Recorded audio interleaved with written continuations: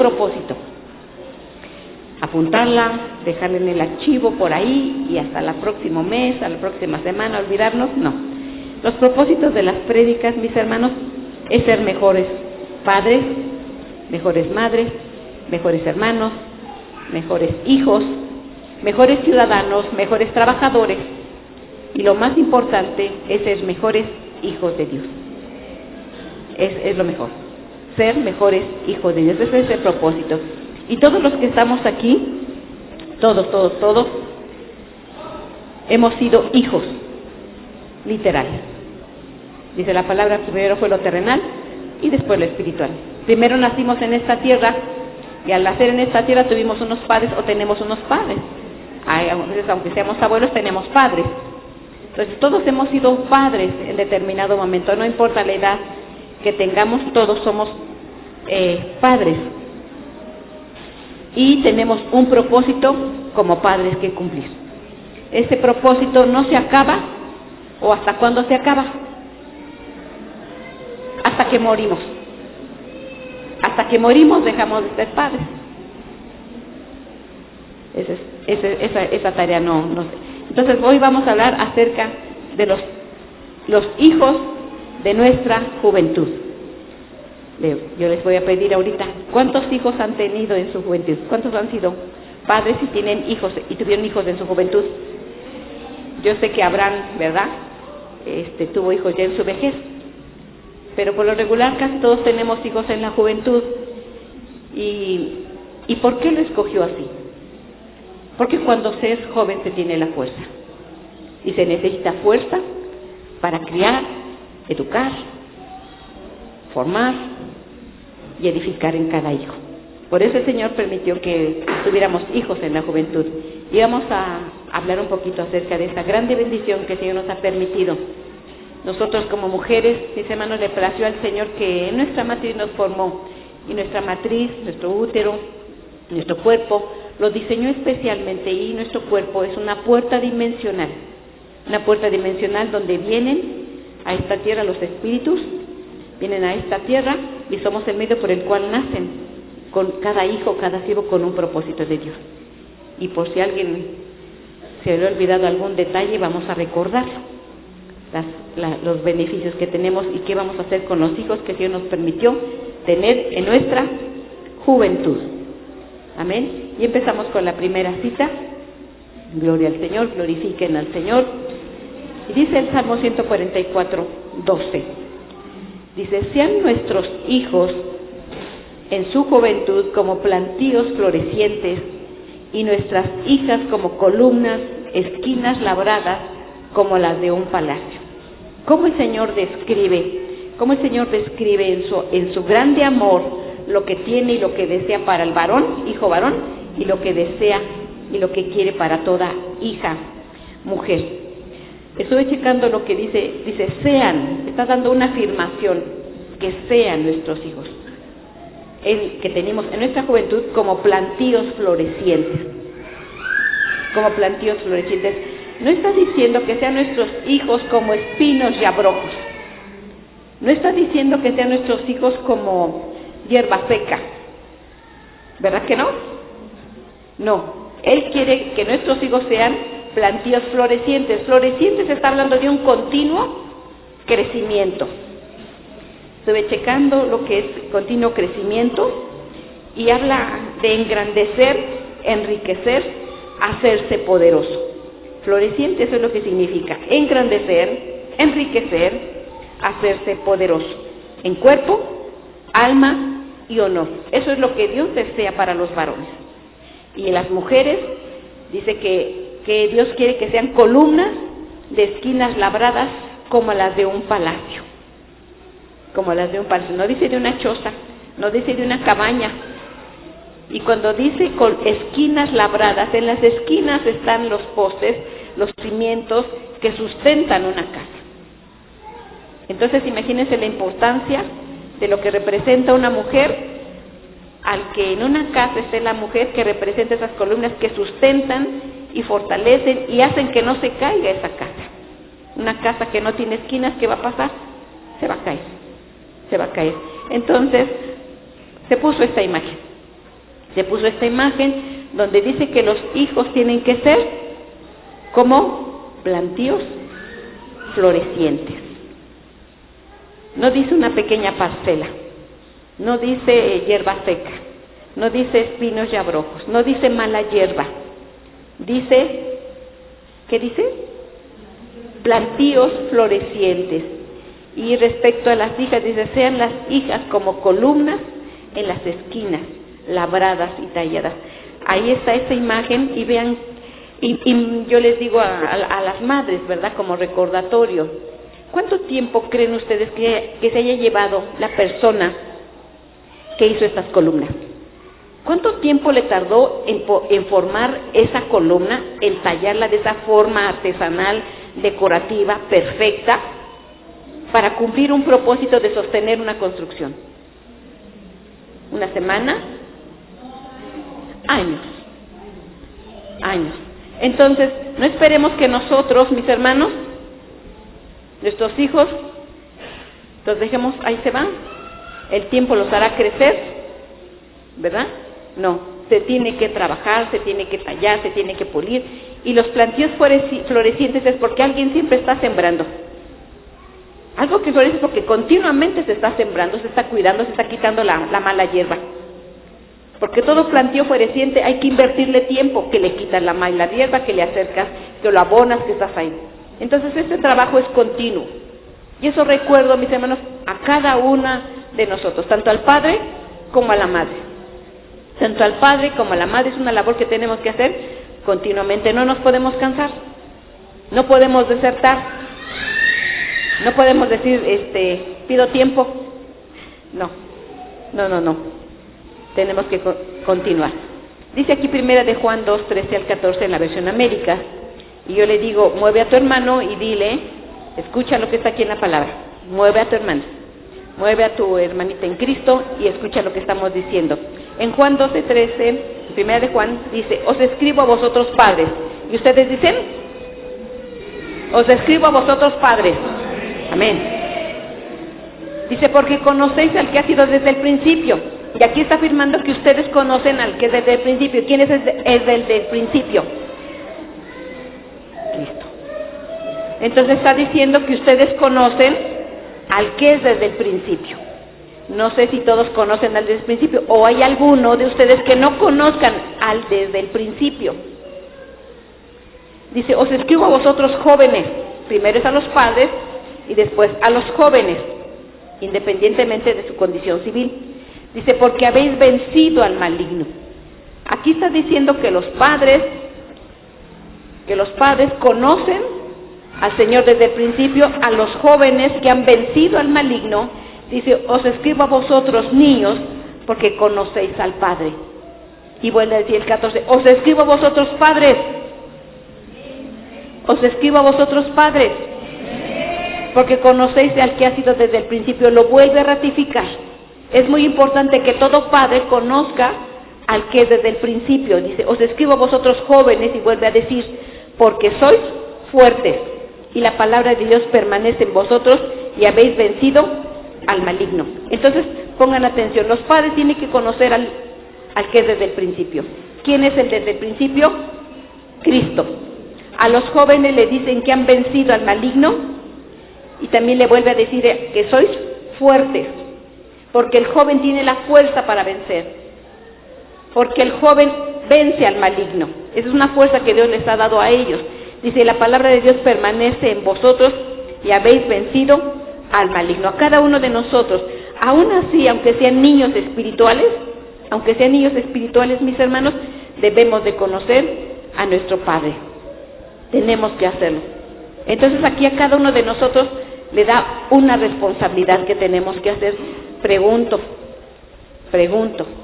¿cómo queremos nuestros hijos?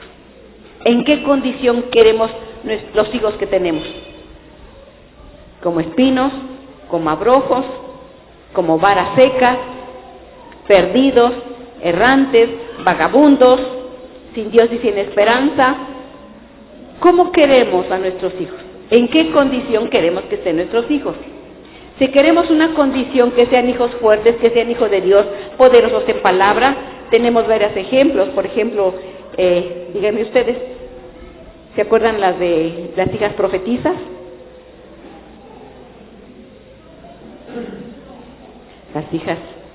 Las hijas de Felipe, el evangelista. Hay varios personajes de la palabra de Dios, como Timoteo. Pero hubo un esfuerzo, un trabajo, una dedicación en padre o en madre.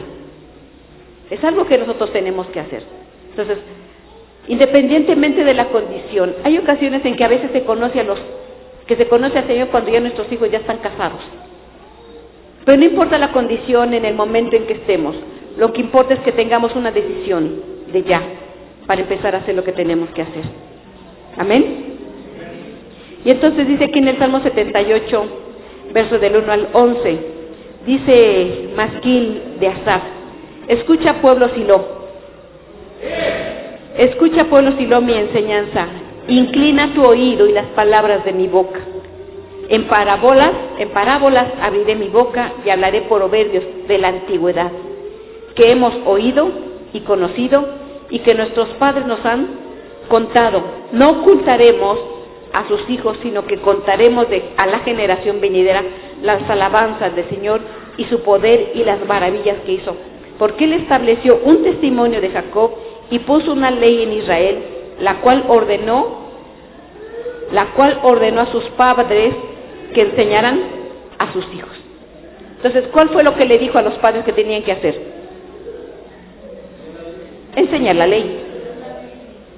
Vuelvo a preguntar, ¿hemos enseñado la ley a nuestros hijos? Pregunto, ¿hemos enseñado la ley a nuestros hijos? ¿O pensamos que solamente por venir a la iglesia ellos ya, y la maestra de corderitos, ella se va a encargar de que les enseñe a mis hijos? No, somos nosotros los que le tenemos. Es un mandato, es una orden que tenemos que hacer. Si no lo estamos haciendo, quiere decir que no estamos trabajando en esas columnas talladas. Quiere decir que no estamos trabajando en esos plantíos, no estamos sembrando, no estamos cultivando esos plantíos. Y tenemos que hacerlo.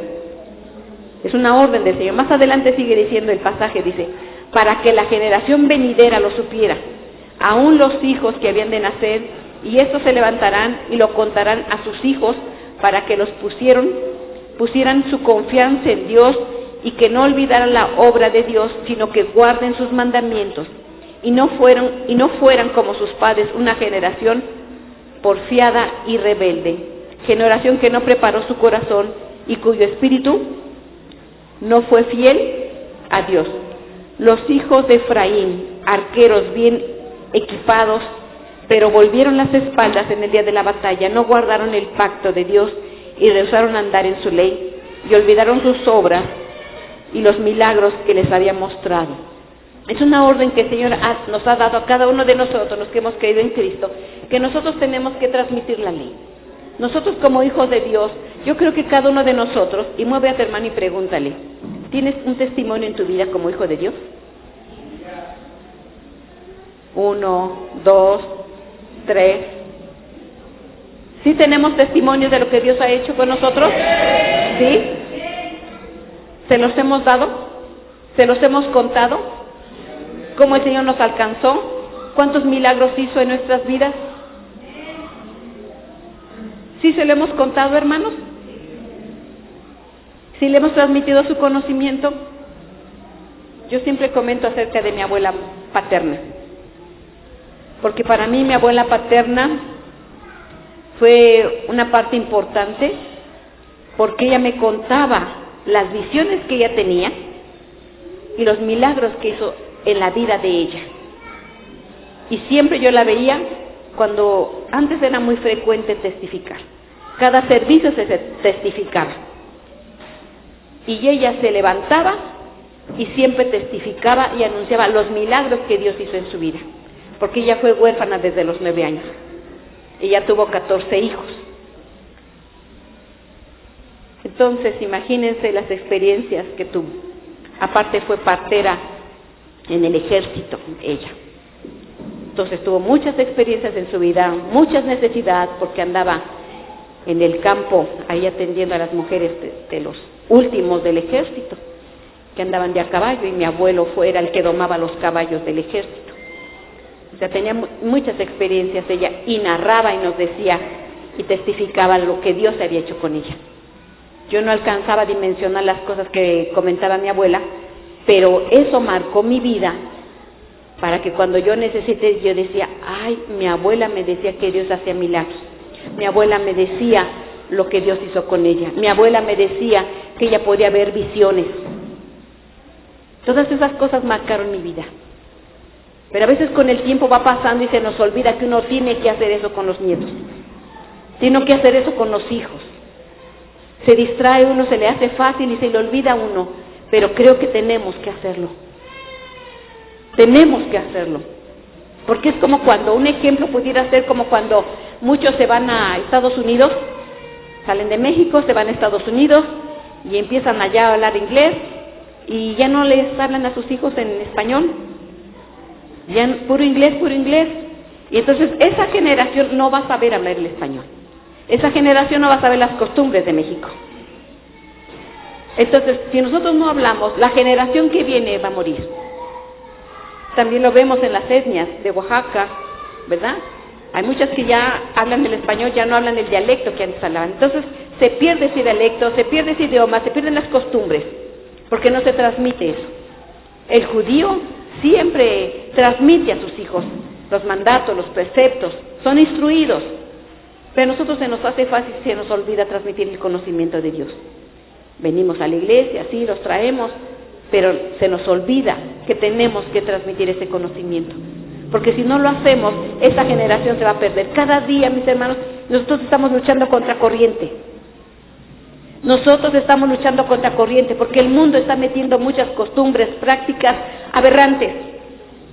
Y si nosotros no cimentamos a nuestros hijos se van a perder, nuestros nietos se van a perder.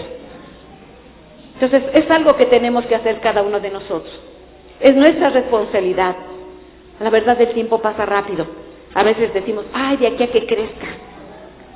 Así decimos, ay, de aquí a que crezca. Pero no, hermanos. Les voy a decir un refrán muy terrenal. Camarón que se duerme. Camarón que se duerme. Pues sí. Si nosotros nos dormimos en nuestros laureles y pensamos que no pasa nada y que yo estoy bien, después vamos a andar llorando por nuestros hijos. Porque tenemos que hacerlo desde pequeñitos. Si queremos hacerlo cuando ya están grandes, hemos cometido un error muy grande. Y después vamos a andar llorando cuando nuestros hijos están desviados. Y entonces, por eso aquí en el verso 9, quiero que leamos todos este pasaje. ¿Amén? ¿Sí alcanzan a ver hasta atrás? Bueno, empezamos a leer. Los hijos de Efraín eran arqueros bien equipados, pero volvieron las espaldas el día de la batalla. No guardaron el pacto de Dios y rehusaron andar en su ley. Olvidaron sus obras, los milagros que les habían mostrado. Aquí está hablando acerca de Efraín. ¿Quién fue Efraín? Un personaje de la palabra, ¿verdad? ¿Quién fue Efraín, mis hermanos? El hijo de José. El hijo de José, el soñador. Efraín, José cuando estuvo en Egipto, que estuvo al mando de Faraón y que estuvo ahí todo el tiempo cuando Dios le dio sueños, que le dijo 7 años de vacas gordas, 7 años de vacas flacas, pero él pasó un proceso. Él pasó un proceso cuando sus hermanos lo despreciaron, lo menospreciaron, pasó y estuvo en una fosa, estuvo en la cárcel, en prisión, menospreciado, pero finalmente él llegó a estar al lado del faraón.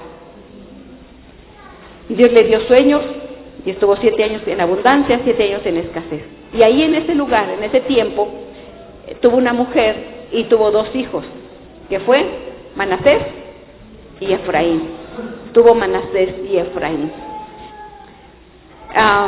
Después de que le dio esos 2 hijos, cuando ya Efraín se iba a hacer viejo, ahorita lo voy a narrar, pero aquí en él estaba la bendición del Señor. Pero dice la palabra de Dios que este Efraín creció grande y se multiplicó en gran manera. Y dice que eran arqueros y eran guerreros. Eran arqueros y eran guerreros.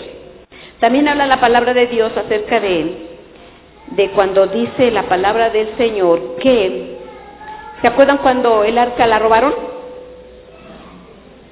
Bueno, pues hace mención a este pasaje, hay una relación. ¿Por qué? Porque en ese día era una costumbre de que siempre que iban al templo, iban los cantores, iban los músicos, iban también los del ejército. Y todos, hagan de cuenta con el 15 de septiembre que sale el ejército y están con sus uniformes, sus botas bien lustradas y están ahí. Así también este ejército de Efraín, que eran muchos, salían y andaban en el pueblo y todos lo reconocían como grandes guerreros. Pero en el día que fue donde se robaron el arca, ese día no hicieron lo que tenían que hacer. No hicieron lo que tenían que hacer. Y aquí está diciendo, Efraín eran arqueros sin espada. ¿Cómo dice? Sin flechas, sin aljaba. ¿Cómo dice? Dice que estaban bien equipados. Dice que estos guerreros estaban bien equipados. Pero a pesar de estar bien equipados, dice que volvieron las espaldas en el día de la batalla. Dice, no guardaron el pacto de Dios y rehusaron andar en la ley de Dios y olvidaron las obras de los milagros que les habían mostrado. ¿Por qué? Porque ellos no tenían una buena cimentación. Solamente eran guerreros por tradición, porque nacían de Efraín, de esa tribu, y les ponían nuevamente, le enseñaban a las espadas, le enseñaban su aljaba, sus flechas, todo lo tenían. Pero cuando fue el momento del problema y de la guerra, ¿qué hicieron? Yo les recuerdo, mis hermanos, a cada uno de ustedes que nosotros estamos en tiempo de guerra. Les recuerdo que estamos en tiempo de guerra. Y les recuerdo que somos guerreros. Y yo pregunto otra vez, porque soy muy preguntona, porque yo sé que así es. ¿A cuántos de ustedes el Señor les ha dado una espada? Levántela. No me refiero a la palabra. No me refiero a la palabra. El Señor les ha dado a varios de ustedes espadas.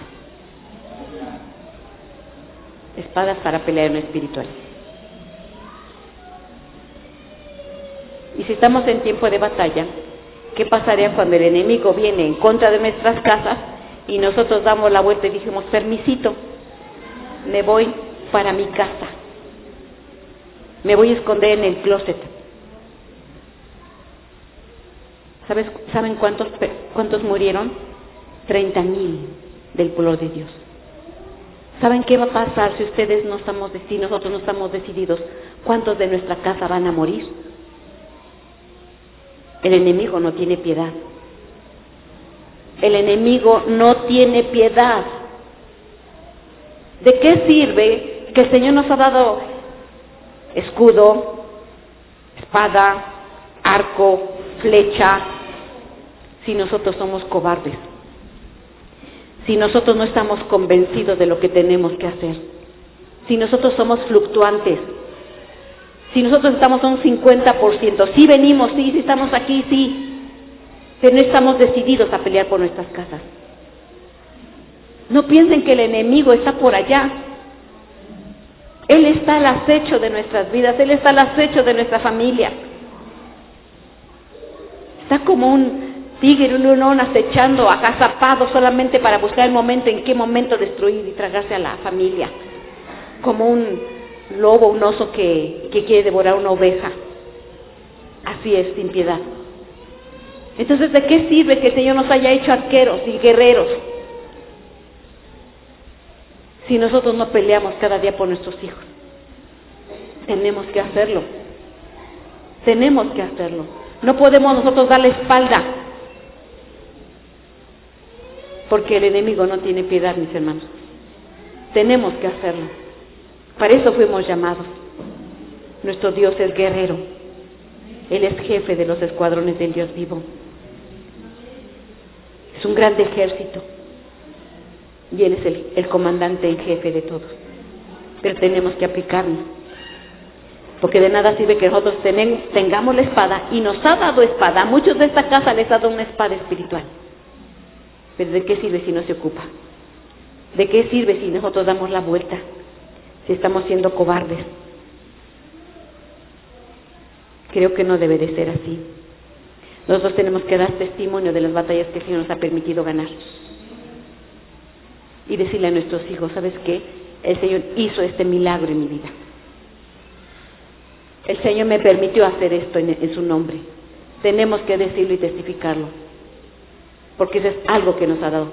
Porque así como a mí quedó en mi vida marcada los testimonios de que daba mi abuela, así los que ustedes den a sus nietos, los que ustedes den a sus hijos, ese va a ser una cimentación para sus hijos. Y tenemos que hacerlo. Dice más adelante, y sucedió que después de estas cosas le dijeron a José, he aquí tu padre está enfermo. Y él tomó consigo a sus dos hijos Manasés y Efraín, y cuando se le avisó a Jacob diciendo, he aquí tu hijo José ha venido a ti, e hizo un esfuerzo y se sentó en la cama. Entonces Jacob dijo a José, el Dios Todopoderoso. Así conocía Jacob al Dios como el Todopoderoso, que se me apareció en luz en la tierra de Canaán, me bendijo y me dijo, he aquí, yo te haré fecundo y te multiplicaré, y haré de ti multitud de pueblos, y daré esta tierra a tu descendencia, después de ti en posesión tuya. Ahora pues, tus dos hijos que te nacieron en la tierra de Egipto, antes de que yo viniera a ti a Egipto, míos son. Efraín y Manasés serán míos, como lo son Rubén y Simeón, pero los hijos que has engendrado después de ellos serán tuyos, serán llamados por el nombre de sus hermanos. Fíjense solamente todo lo que está diciendo aquí nuestro Dios. Dios le dijo a Jacob, ¿verdad? Cuando ya estaba a punto de morir, era algo que se tenía que hacer, era una costumbre, una tradición transferir. Así como Abraham bendijo a Isaac, Isaac bendijo a Jacob, ahora Jacob se robó la primogenitura, pero él sabía todo lo que tenía que transmitir, esa herencia de bendición.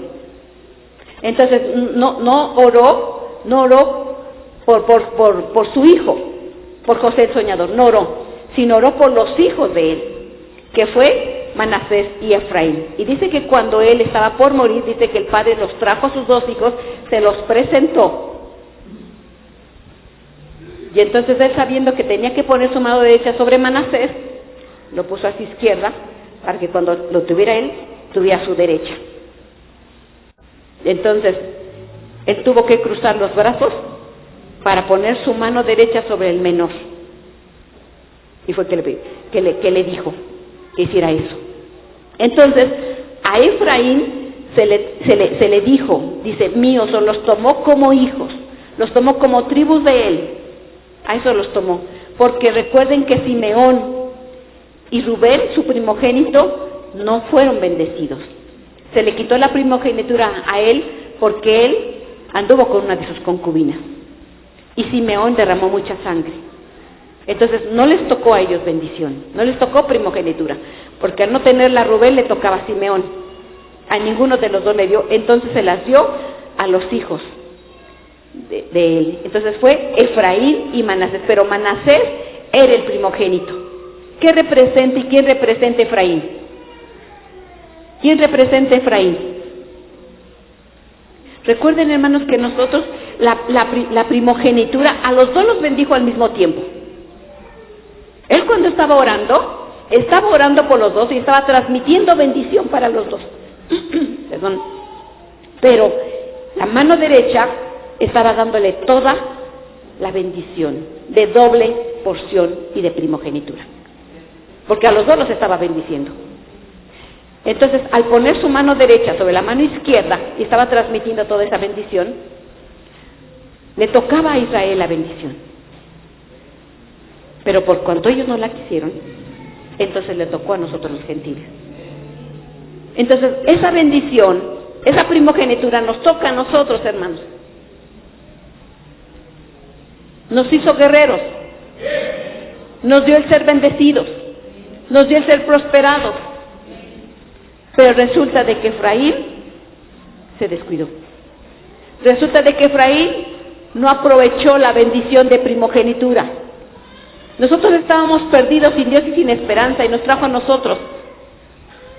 Pero resulta de que nosotros nos descuidamos y no valoramos la primogenitura que está sobre nosotros. Nos distraemos y no aprovechamos esa bendición. Y tampoco va a pasar a nuestros hijos si no nos aplicamos.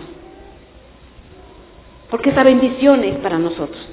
Recuerden que nosotros estamos perdidos sin Dios y sin esperanza y nos hizo cercanos a Él.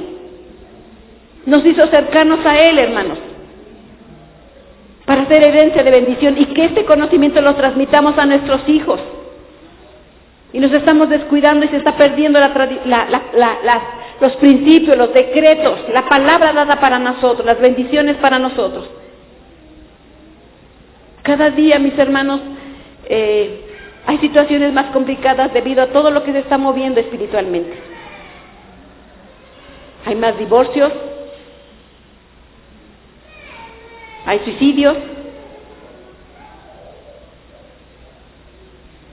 drogas, alcohol y muchas cosas que están pasando.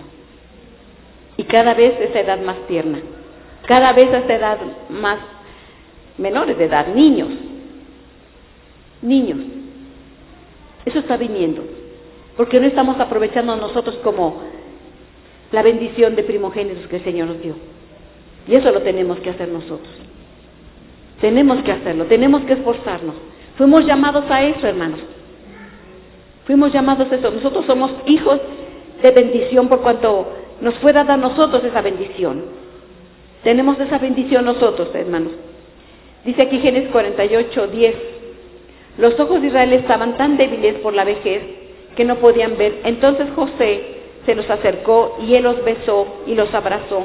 Pero Israel extendió su derecha y la puso sobre la cabeza de Efraín, que era menor, y su izquierda sobre la cabeza de Manasés, cruzando adrede sus manos, aunque Manasés era primogénito. Cuando José vio que su padre había puesto su mano derecha sobre la cabeza de Efraín, esto le desagradó y asió la mano de su padre para cambiarla de la cabeza de Efraín y de la cabeza de Manasés. Dice que lo intentó hacer y que dijo: no, padre mío, no es así. Dice: sí lo sé, pero así tiene que ser. Así tiene que ser. El Señor nos ha dado una grande bendición a nosotros, al que no tenía promesa, al que no le iba a ser bendito, no se le iba a dar la primogenitura, que somos nosotros. Tenemos que aprovechar esa primogenitura. Tenemos que aprovechar esa bendición. Dice la palabra de Dios que Manasés ahí significa el que hace olvidar, o haciendo olvidar. Todo lo que vivió José fue muy difícil. Fue muy difícil desde antes, desde pequeño. Cuando tenía sueños, sus hermanos lo menospreciaban, lo vendieron por los madianitas, fue estando como esclavo en el carcelero, en la cárcel. Muchas cosas que pasó. Fue probado, dice la palabra de Dios que fue probado. Pero dice que el Señor le hizo olvidar. Una de las cosas que nosotros tenemos que hacer es olvidar lo que nos han hecho las personas. Cosas difíciles. Siempre hay alguien que ofende, siempre hay alguien que dice, siempre hay alguien que marca nuestras vidas. Pero aquí viene la mano de Dios. Aquí viene la mano de Dios que nos hace olvidar. Dice, haciendo olvidar. Continuamente nos hace olvidar las cosas. Hay unas corrientes que dicen, perdono, pero no olvido. Porque tengo una mente. Porque tengo pensamientos y es parte de mi humanidad. Amnesia no vamos a tener, hermanos. Amnesia no. Pero no va a ser algo marcado en tu vida. No va a ser marcado en tu vida. Nosotros tenemos que perdonar, porque tenemos que perdonar. Porque el que es hijo de Dios tiene que perdonar para ser libre. Pero también Él nos hace olvidar ese menosprecio, ese devalúo, ese sufrimiento. Todas las cosas que uno vive, el Señor nos las hace olvidar. Tenemos que perdonar y el Señor nos hace olvidar. En el mundo dice, te perdono pero no olvido. Hay unos que dicen, no te perdono, que te perdone Dios. Pero nosotros no somos así. Nosotros tenemos que perdonar y el Señor nos hace olvidar, porque ese es su poder. Dice, Efraín es fructífero, doblemente fuerte. Fueron los 2 hijos que tuvo. Ahora, Cuando el Señor nos hace olvidar, perdonamos, nos hace olvidar, entonces viene la fructificación. Una persona que no perdona no es próspera. Una persona que no perdona, que tiene el coraje, que tiene la molestia, que no suelta eso, jamás va a ser prosperada. Nos conviene perdonar y olvidar. ¿Sí nos conviene? Sí, hermanos, sí nos conviene, porque vamos a ser libres. Una persona que no perdona siempre está en cárcel, siempre está en situaciones difíciles. Tenemos que perdonar. Y el Señor nos hace olvidar. Y entonces viene la bendición a nuestras vidas. Y vamos a ser prosperados, dice su bendita palabra. Y también dice aquí Samuel, 1 de Samuel 11, 1 al 4, gloria al Señor, glorifiquen al Señor, mis hermanos, porque Él es el hacedor de maravillas.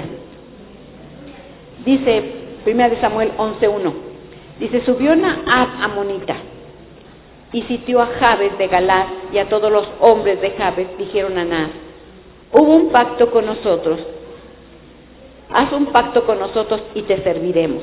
Pero Naas amonita les dijo, lo haré con esta condición, que a todos vosotros os saque yo el ojo derecho. Pongan atención y lo voy a repetir nuevamente. Recuerden que en aquel tiempo era muy frecuente las guerras. Constantemente era muy frecuente. ¿Por qué eran las guerras? Porque querían conquistar territorio. Dios le dio al pueblo de Israel un lugar para que estuvieran todas las tribus de Israel, y el Señor le dijo, saca a estos enemigos, sácalos. Y siempre había, él no lo hizo todo, no sacaron a todos sus enemigos. Y esos enemigos quisieron y se enseñoraron del pueblo de Israel más adelante. Pero siempre había enemigos que querían regresar a esa tierra. Y entonces uno de los enemigos dice que era Naas, amonita. ¿Sí se acuerdan quién eran las amonitas? ¿Sí se acuerdan quién eran los amonitas? De Lot, eran descendientes de Lot, eran hijos de incesto. Lot tuvo relaciones con sus hijas y ahí nacieron los amonitas y nacieron los moabitas. Entonces era una descendiente, un pueblo enemigo de Dios. Entonces dice que subió Anás, era descendiente de nacionalidad amonita, de esa linaje venía él. Dice, y sitió a Jabes de Galaad. Todos los hombres de Jabes dijeron a Naas, haz un pacto con nosotros y te serviremos. En la ley decía que no podía hacer el pueblo de Israel un pacto o una alianza con ningún pueblo. ¿Por qué se hacían las alianzas? Las alianzas se hacían, David hizo alianzas, Salomón hizo alianzas, ¿verdad? ¿Por qué hacían las alianzas? Porque ellos sabían que hacían alianzas, se hacían amigos, aparentemente. Muchas veces se casaban con las hijas de esos pueblos enemigos para que estuvieran tranquilos y entonces no los atacaran. Pero el pueblo de Israel le había dicho, no hagas alianza con nadie, yo voy a ser tu defensor, yo voy a ser, nadie se va a levantar, mientras tú me busques, mientras tú me sirves, nadie se va a levantar en contra tuya. Pero al pueblo se le olvidaba y prefería hacer alianzas, prefería tener a sus enemigos como voy a utilizar como sus cuates, como sus aliados, la palabra correcta son aliados, como sus aliados. Pero le dijo el Señor, no, tú tienes que aprender a depender, que yo soy tu guardador, que yo soy el que te defiendo. Pero el pueblo de Israel prefería el hacer alianzas para tener a sus enemigos. Pero los enemigos desviaban el corazón del pueblo porque traían idolatría. Entonces, mis hermanos, por eso dijeron, haz un pacto con nosotros. El pueblo de Israel le dijo a los amonitas, haz un pacto con nosotros y te serviremos. Se pusieron en condición, se querían poner en condición de siervos. Dice, pero Naas amonita les dijo, lo haré un pacto contigo con esta condición, que todos vosotros se saquen el ojo, derecho, que todos se saquen el ojo derecho. Así haré que esto sea una afrenta sobre todo Israel. Fíjese cómo actúa el enemigo. Quería sacarles el ojo para que fuera una vergüenza para el pueblo de Israel. Dios no quería un pueblo de tuertos, eran guerreros. No quería tuertos, no los quería inhabilitados. Dios quería que tenían una buena visión de las cosas, que vieran con claridad las cosas, no a medias. Cuando uno tiene una deficiencia de que solamente un ojo, está uno teniendo una visión en un 50%. En un 50%. Y un guerrero que está no viendo bien no puede hacer eso. Dice, así haré que esto sea una afrenta para todos ustedes, dice el 3. Y los ancianos de Jabe le dijeron, danos 7 días para que enviemos mensajeros por todo el territorio de Israel. Y si no hay quien nos libre, fíjense cómo le pide. El pueblo está poniendo su confianza en el hombre, no en Dios. Si no hay quien nos libre, nos entregaremos a ti. Entonces los mensajeros fueron a Gibea de Saúl y hablaron estas palabras a oídos del pueblo, y todo el pueblo alzó su voz y lloró. ¿Quién era Naas? ¿Quién era Naas? Este rey que le dijo al pueblo, voy a hacer alianza contigo si tú te sacas el ojo derecho. Mueve a tu hermano y lee conmigo quién era Naas. Naas, del hebreo 51:75, dice serpiente, por su siseo, culebra. ¿Qué tipo de rey era este hombre que era identificado como una serpiente, como una culebra? Y el pueblo de Israel quería hacer alianza con ellos. Y entonces este rey le dice, bueno, ¿sabes qué? Déjame pensarlo. Dame 7 días. A ver si alguien se compadece de mí y me puede ayudar. Y ya si no hay nadie, entonces sí me voy a sacar el ojo. Y todos nos vamos a sacar el ojo y vamos a hacer la alianza y te vamos a servir. Dios había deseado formar un pueblo de guerreros. ¿Saben por qué pedían que se sacaran el ojo derecho? ¿No? Los guerreros tenían aquí, ¿qué tenían aquí? La espada. La espada, aquí tenían la espada. Y si se quitaban el ojo derecho, aquí se ponían el escudo. No tenían visión. Aquí tenían el escudo para defenderse y se tapaban el izquierdo. Y no teniendo el ojo derecho, ¿qué iban a ver? Y así hay mucho pueblo de Dios que se ponen a servir al enemigo y han permitido que esa serpiente le saque el ojo. Y andan hijos tuertos, andan hijos sin visión, no saben si van a la derecha, no saben si van a la izquierda, y como los de Efraín se metían a esconder y daban la espalda cuando era tiempo de batalla, y se iban a sus casas a esconderse abajo de la cama. Dios no quiere eso, puedo decirlo. Dios no quiere eso. Dios quiere que seamos valientes. Dios quiere que tengamos una visión perfecta del 100%. Si la serpiente te mordió, vas a estar en problemas, pero poderoso es que para que veas la cruz, el asta que fue dada, ve la cruz, ve esa asta que representa al Salvador Jesús, porque esa serpiente te va a morder y el veneno está en todo tu cuerpo y te vas a morir lentamente.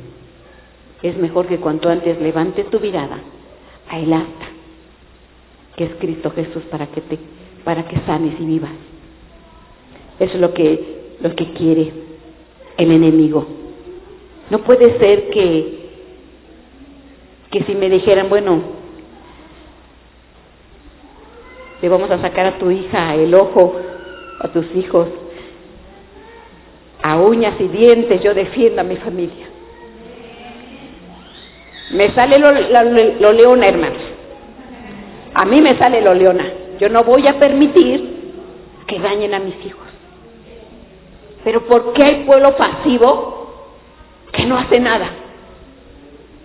Que no transmite su ley, que no hace nada, que no intercede, que no ora, que no clama, que no enseña su ley.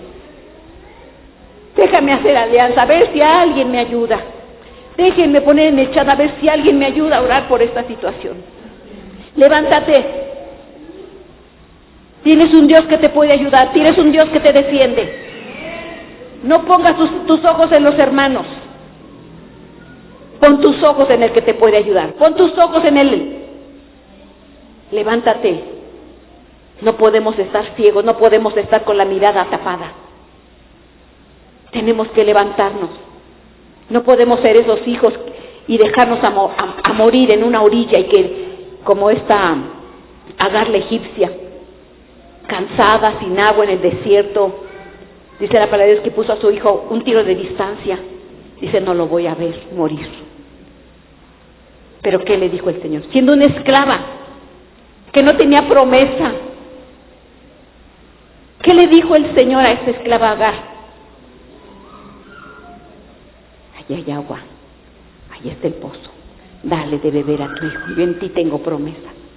Siendo esclava, ¿qué no hará con nosotros el Señor? ¿Qué no hará por nosotros el Señor, hermanos? No te dejes morir, no te dejes morir, porque la fuerza no está en nuestra humanidad, la fuerza está y proviene de nuestro Dios, porque de Él viene la fuerza. Así dice su palabra, de Él viene la fuerza, de Él viene el crecimiento. No ponga su esperanza en nadie. Somos una familia, sí, nos vamos a ayudar determinadamente, porque un ejército formaba, se unía y peleaban. Pero cada quien tenemos que hacer lo que tenemos que hacer. Cada uno de nosotros nos tenemos que levantar. Cada uno de nosotros tenemos que hacer lo que tenemos que hacer. No podemos ser pasivos. No te dejes morir. No te dejes morir, no te dejes vencer. Tenemos promesa. Por eso se perdió Efraín, por eso se perdió esa tribu, porque se dejó morir y sus descendientes. No dejemos que la descendencia de nuestros hijos se pierda, hermanos.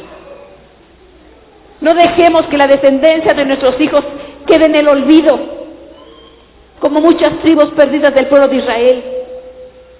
Cuando nuestro linaje tiene que perdurar, nuestra descendencia tiene que trascender, pero tenemos que pelear nosotros. No seguir caminando que la serpiente te muerda y muera y quedarte tuerto sin ver. Tenemos que continuar. Dice la palabra de Dios en 2 de Samuel 10, 1 al 4. Después de esto aconteció que murió el rey de los hijos de Amón. Este rey Naas murió. Dice, reinó en su lugar Hanún, su hijo. Y dijo David, haré misericordia con Naún, hijo de Naas. Porque en esos entonces, como era guerra y David andaba huyendo, dice que se acercaba a los otros pueblos y había ocasiones en que los defendía y él trabajaba para eso y se sustentaba de esa manera. Porque este rey hizo en un tiempo misericordia con el rey David. Y dijo David, yo haré misericordia con Naún, hijo de Naas, como su padre la hizo conmigo. Pero esto era un convenio no veraz, porque no se puede hacer una misericordia con un enemigo, no se puede hacer paz con un enemigo. Dice, y envió David a sus siervos para consolarlo por su padre. Mas llegando los siervos de David a la tierra de los hijos de Amón, los príncipes de los hijos de Amón dijeron a Hanún, su señor, ¿te parece que por honrar a David tu padre te ha enviado consoladores? Los consoladores eran los tañedores, era una costumbre que mandaban tañedores para llorarle a la muerte del padre y consolar a la familia. Dice, ¿no ha enviado David sus siervos a ti por reconocer e inspeccionar la ciudad para destruirla? Entonces Hanún tomó a sus siervos de David, les rapó la mitad de la barba y les cortó las vestiduras por la mitad hasta las nalgas y los despachó. ¿Qué hizo este hijo del rey Naas? Primero, le quería quitar. Si ustedes leen la palabra, dice que el Señor les hizo ganar la batalla y no fue necesario que quedaran tuertos. Pero ya su hijo, cuando fue David a consolarlos, ¿verdad? Entonces, ellos pensaron que no fue a consolarlos, sino fue solamente espiar, porque eran tiempos de guerra. Entonces dice que les cortó la mitad de la barba. Les quitó la mitad de la barba. La barba, mis hermanos, era una señal de honor y de honra para el varón. Era una señal de honra para el varón. Y entonces dice el Salmo 133, como el buen óleo sobre la cabeza, la cual desciende sobre la barba de Aarón, y que baja hasta el borde de las vestiduras. Cuando los sacerdotes y los levitas eran ungidos, los reyes, los profetas, los sacerdotes, los levitas, eran ungidos, se les ponía un aceite, un óleo. Eran identificados, mis hermanos, los sacerdotes y los sumos sacerdotes y todos los que eran ungidos, porque ese óleo, ese ungüento, tenía un aroma muy especial. Era algo que se hacía de parte de vamos a decir, una fórmula muy especial que no era difundida, y no, de hecho era prohibido que alguien intentara hacer esa fórmula. No la hacía cualquiera, solamente los sacerdotes la hacían, y era para el mismo pueblo de Dios. Ese era un aroma tan exquisito que cuando los sacerdotes o alguien ya lo habían ungido y caminaba, era identificado por eso. Eran identificados. ¿Qué representa ahora la unción? ¿Qué representa el óleo para nosotros? No, cada uno de nosotros somos sacerdotes, somos reyes, somos profetas, y que el Señor ha derramado sobre nosotros un óleo. Ha derramado el Señor sobre nosotros un óleo. No lo dicen muy convencidos, que dicen sobre mí todavía no. Cuando el Señor ha derramado ese aroma sobre nosotros cuando caminamos espiritualmente, sí se identifica un aroma muy grato y muy especial. Porque la palabra de Dios habla aroma a muerte. La palabra de Dios habla aroma a muerte. Hay hijos de Dios que huelen a muerte. Hay hijos de Dios que tienen ese aroma pestilente. No se sientan mal aunque se bañen, hermanos. Esto es algo espiritual. Esto es algo espiritual. Sí he podido yo percibir esos aromas espirituales. Podemos estar muy bien bañados, pero el aroma que hay espiritual dentro de cada persona es un aroma pestilente. Pero nosotros como hijos de Dios tenemos que oler a un óleo exquisito, porque ministramos en su presencia, porque hemos sido ungidos con un óleo especial. Y tenemos que cuidarnos. Pero cuando el enemigo corta las barbas, algunos pensaban que era la larga y la cortaban hacia por abajo. No, era todo rasurado y le quitaban la mitad de la barba. ¿Qué hacía? Porque era una deshonra. Aparte de ser una deshonra, cuando se ponía ese óleo en la cabeza, dice que descendía. Recuerden, mis hermanos, que eran climas muy fuertes. La piel se resecaba y el aceite hacía refrescar la piel, hacía brillar el rostro, porque con ese clima la piel se secaba y se marchitaba, y se ponían, y la barba hacía retener ese ungüento, retener ese aceite sobre los sacerdotes. Cuando alguien es rasurado espiritualmente, no retiene la unción del Señor, no tiene ese óleo. El aroma se le va, el aroma se le esfuma, no retiene ese óleo. Y viene el aroma a muerte. Sale la muerte que hay en cada persona. Nosotros somos sacerdotes. Y eso desciende hasta el borde de las vestiduras.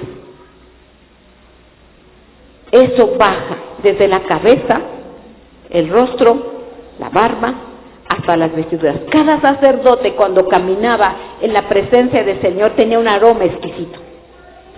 Nosotros cuando caminamos en su presencia, cuando andamos en su presencia, ese aroma portamos.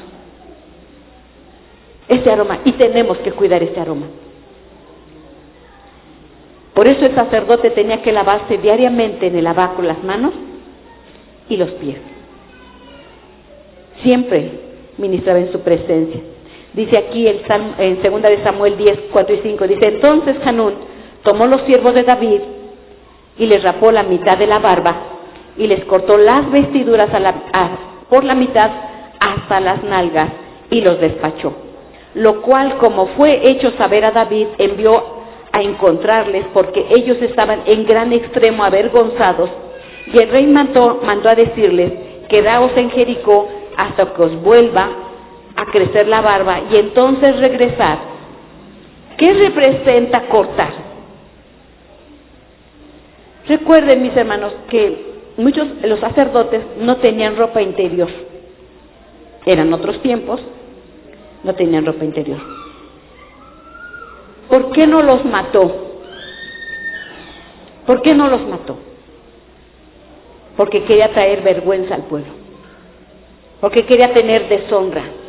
Un pueblo en deshonra, un pueblo en vituperio, un pueblo avergonzado. Porque así es el enemigo. El enemigo quiere verse avergonzado, derribado, devaluado. Eso quiere él. Eso quiere él, hermanos. Pero nosotros somos guerreros. Muchas veces cuando el pueblo se iba al exilio y estaba en problemas, él se volvía al Señor y el Señor le levantaba. Y se levantaba y el Señor les hacía ganar batalla. Entonces, ¿qué significa cortar? Del Hebreo 37:22 significa separar, amputar, cercar, dividir, derribar. Entonces, cuando el enemigo corta, él te separa, pero en una separación sencilla. Significa amputar, significa cercenar, dividir y derribar. A mí viene a la mente como cuando alguien tiene problemas de diabetes en sus pies. ¿Y qué dicen los doctores? Aplica amputación. Aplica amputación. Cuando el enemigo ataca a la familia, corta a los hijos, los mata a los hijos, los cercena. Es lo mismo que un divorcio. Es lo mismo que un divorcio. Es una amputación. Es cortar parte del cuerpo. Así de fuerte es. Cuando me ha podido ver que a alguien lo amputan, es un llorar, un quejido, un lamento por la parte del cuerpo que se le cortó. Llámese cualquier parte del cuerpo. Es cercenar, es dividir. Es cortar una parte del cuerpo. Es lo mismo que sucede porque es tan frecuente. Me divorcio, me separo, ya no lo aguanto, no esperaba yo en el matrimonio.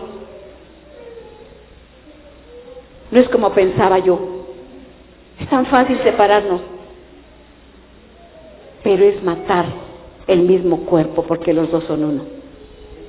Solamente aplica en casos de infidelidad. Solamente en ese caso es permitido el divorcio. Pero aunque te divorcies, porque no deseas continuar con la persona, tienes que perdonar. Y sigues siendo padre y tienes una grande responsabilidad.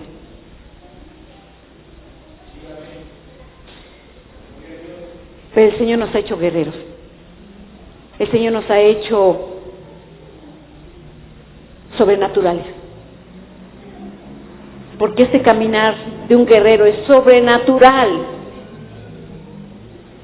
Nuestro caminar es sobrenatural, hermanos. Al que camina delante de su presencia, camina en una dimensión diferente. Tú no estás viendo las cosas literales.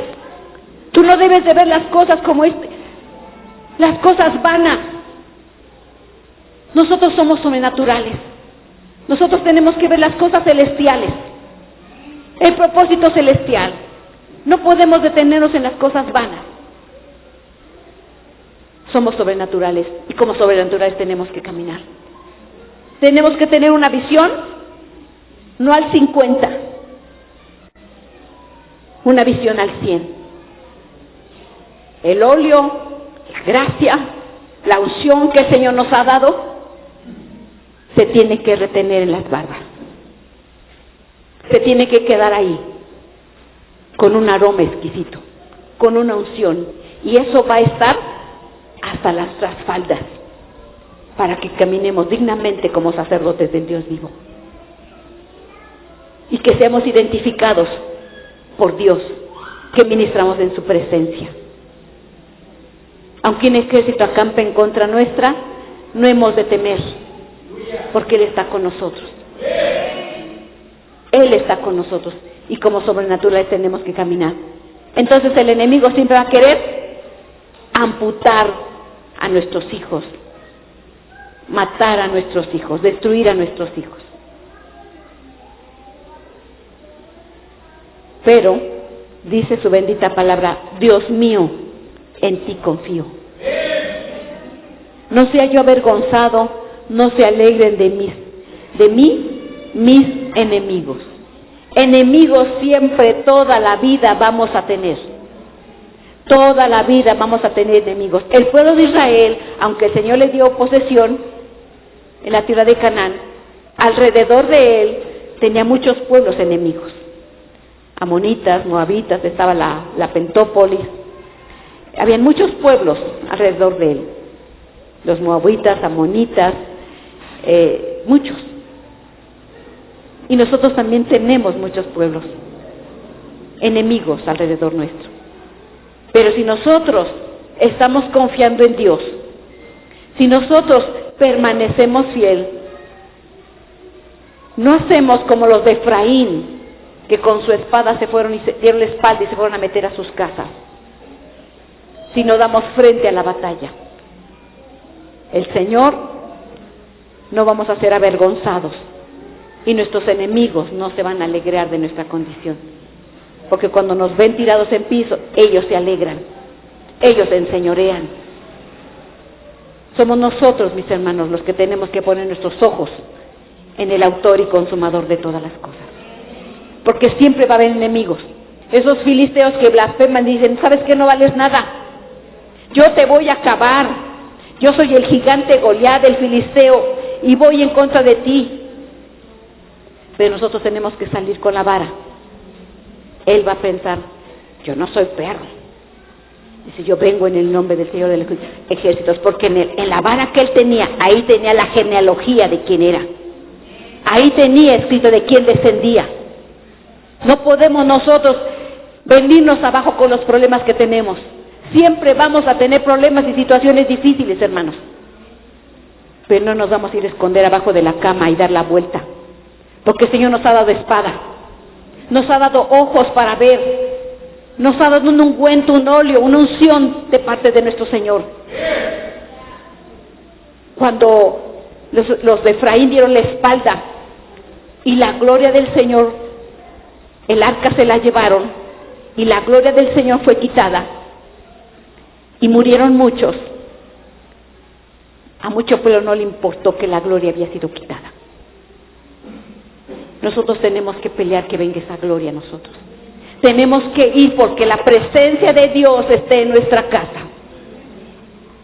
Tenemos que buscar que la presencia de Dios y el arca del Señor esté con nosotros. Su presencia esté con nosotros. Porque mucho pueblo de Dios dejó el arca fuera, dejó la presencia fuera por muchos años. Nosotros tenemos que pelear para que la presencia de Dios regrese a nuestra casa. No podemos ser conformistas. Y no me refiero, mis hermanos, que solamente cuando estamos en la iglesia sentimos su presencia. En nuestra casa tiene que estar la presencia. En nuestra casa tiene que estar el arca del Señor, su presencia del Señor. No sea común, no sea cosa de costumbre, que no pasa nada. No va a pasar nada, todo está tranquilo. No. Él es experto en estrategias para derribar cada casa. En cada familia son estrategias diferentes. A ti te ataca de una manera, a ti de otra, de muchas estrategias. Él ve, Él observa, busca tu punto débil y planea una estrategia para atacarte de determinada manera. No podemos quedarnos pasivos. Es tan sutil que trabaja y su punto débil aquí está, su punto débil aquí está, esta le duele aquí por aquí. No, hermanos, el Señor nos dio espada, nos dio escudo, nos dio sandalias, nos dio casco, nos dio aljaba, nos dio flechas, todo nos ha dado para defendernos. Pero tenemos que tener un corazón valiente de guerrero. Tenemos que tener un corazón valiente de guerrero. No podemos decir, pues déjame pensarlo, a ver si alguien me ayuda, a ver si alguien de la iglesia empieza a clamar por mí, a ver si alguien intercede por mí. Levántate, levántate. Tú tienes tu arma, tú tienes tu armadura que el Señor te ha dado. Tú la tienes. Levántate, no seas pasivo, no seas cobarde. Ten determinación.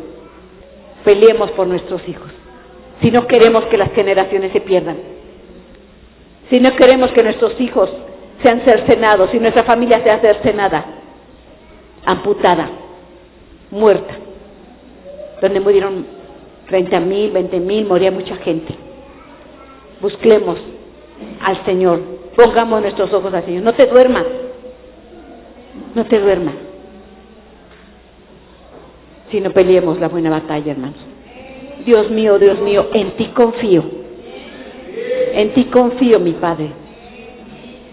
No sea yo avergonzada, esta casa no sea avergonzada, porque mis enemigos se alegrarán si yo resbalo, pero yo en tu misericordia he confiado, y cada uno de nosotros tenemos que confiar y levantarnos. Pónganse de pie, hermanos.